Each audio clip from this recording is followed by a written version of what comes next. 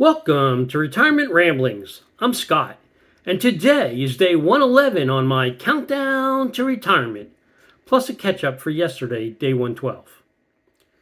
So, yesterday, which was day 112,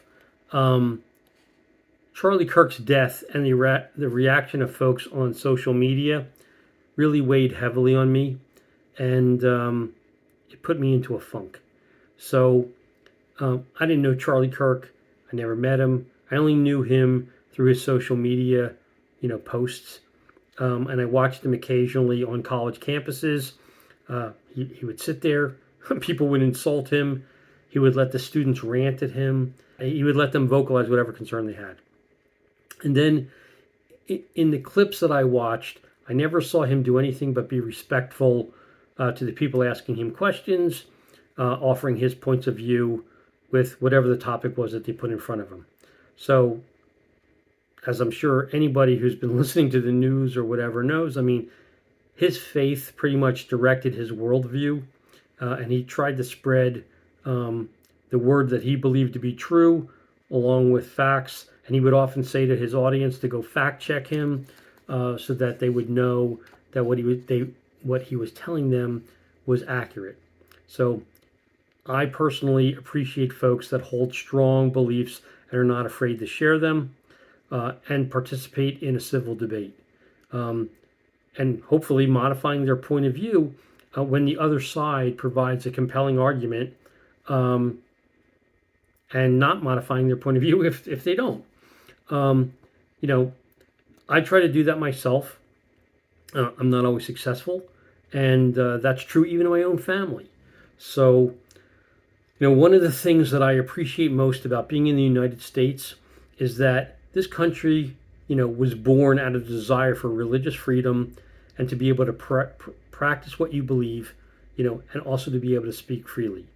And so, quite honestly, it breaks my heart to see the changes that have happened, since the rise of social media back around, 2008, maybe earlier than that, but somewhere in that time frame. And social media just negatively impact the social consciousness of the country at least from my perspective. And so now algorithms direct people's attention to whatever they want to do. They silos information. I feel like we've also lost the ability to get news in an unbiased and unfiltered way. Now, pretty much news is, a bunch of people offering their opinions instead of just saying, this is what happened, and then letting you make up your own mind with regard to whatever, you saw something, you heard something. Now, this is what you believe to be accurate, instead of, 4 or 5 or X number of people sitting around telling you what you should think. Like, to me, that is ridiculous. Anyway, I personally enjoy YouTube.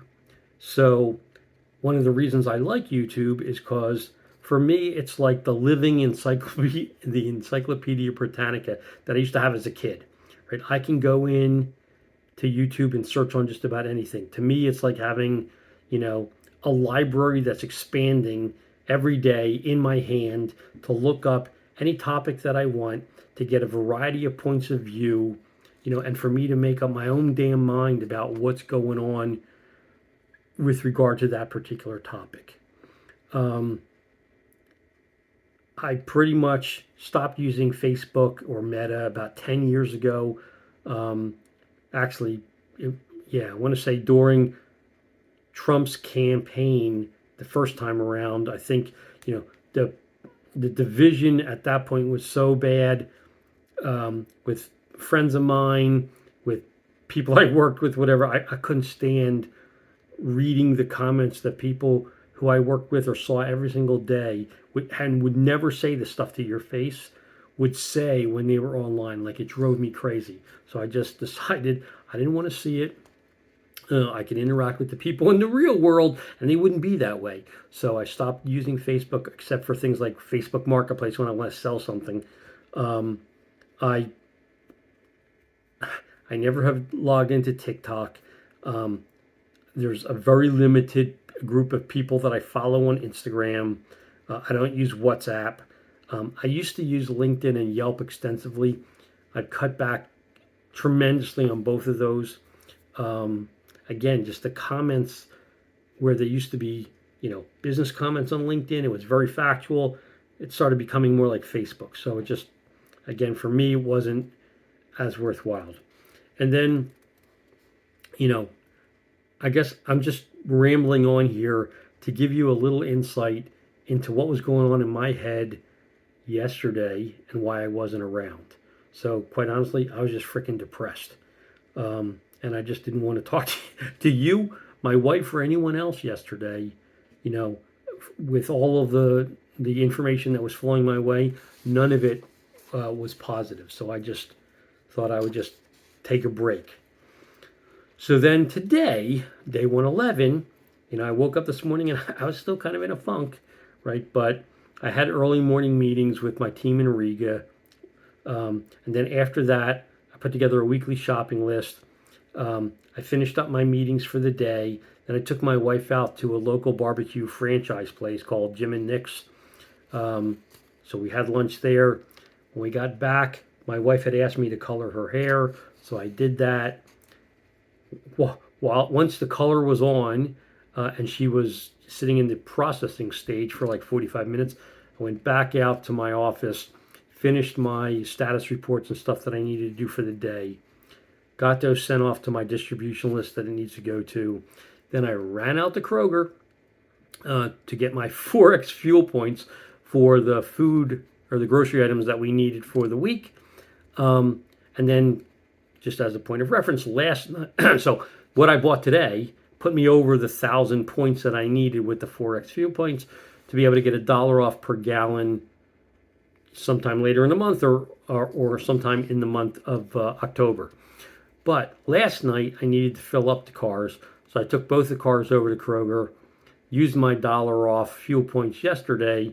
I was able to get gas for $1.89.9 a gallon with the $1 off, and end up taking 26 gallons between the two cars, so that saved me $26. And, helped my budget. And then, again, for today, I ended up watching Closing Bell. Then for dinner, I made my wife a grilled cheese sandwich along with some soup, and then I made myself a portion of a strip steak on the grill. And then I got a text from my sister that my best friend's sister had unfriended her because she had posted something again about Charlie Kirk, his religious beliefs, specifically he's a think of evangelical Christian, and so my sister is very active in her church, and anyway, my best friend's sister effectively was calling my sister a racist, and my sister, like I said, is really active in her church. She goes and does prison ministry in a women's prison. She, is about the least racist person you could possibly meet. Calling her racist is like calling Jesus racist. It's ridiculous, right? So anyway, she sent me the post. She also sent me the reply that she made, which was very respectful to the person. Anyway, I sent it to my buddy just so he would know what his sister's posting, because like me, he doesn't go on Facebook except to use Facebook Marketplace. Anyway, once I did that, we started a dialogue, and come to find out, this coming week, he's going to have cataract surgery in both of his eyes. One eye on Tuesday, one eye on Thursday, and so his wife's taking him for the surgery. But then I said, "Oh, who's taking you to the follow-up?" And he's like, "Nobody. I'm going to drive myself." And I'm like, "Dude, like, you're having eye surgery. They're taking out your lens. They're putting in a new lens. Like, you're not going to be seeing crystal clear within less than 24 hours after the surgery. Like, that's ridiculous." And anyway, it's a 45-mile drive round trip to go where he has to go for the follow-up. So I said, what time's your appointments? He gave me the appointment times. I checked my calendar. Like, my meetings are going to be over before the appointment time, and he'll still give me an hour or so to get him to the appointment. So I'm like, I'll drive you on Wednesday and Friday. Like, that's ridiculous. I'm not letting you drive there. That's crazy. So we agreed on what time I would go over and get him. And so I'm going to then take him to his follow-ups, and hopefully by the end of next week, he'll have decent vision in both eyes, because one eye, at this point, he's legally blind in, and the other eye is deteriorating quickly. So the doctor is telling him he had to do the two eyes close together because there's going to be such a difference when he does one of the eyes that his brain wouldn't be able to reconcile the issues if he didn't do the second eye quickly.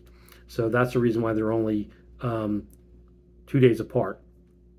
Because I know when my wife had hers done, it was like more than 2 weeks apart.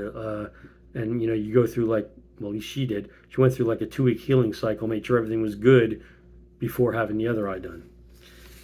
Anyway, that's my ramble for the last 2 days, and my update.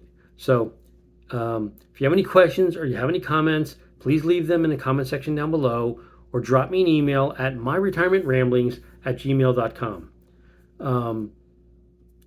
Hopefully this wasn't too depressing for you. But again, you can leave me comments or questions if you so choose. But otherwise, I hope to talk to you tomorrow and be in a better mood. And until then, have a great evening and take care.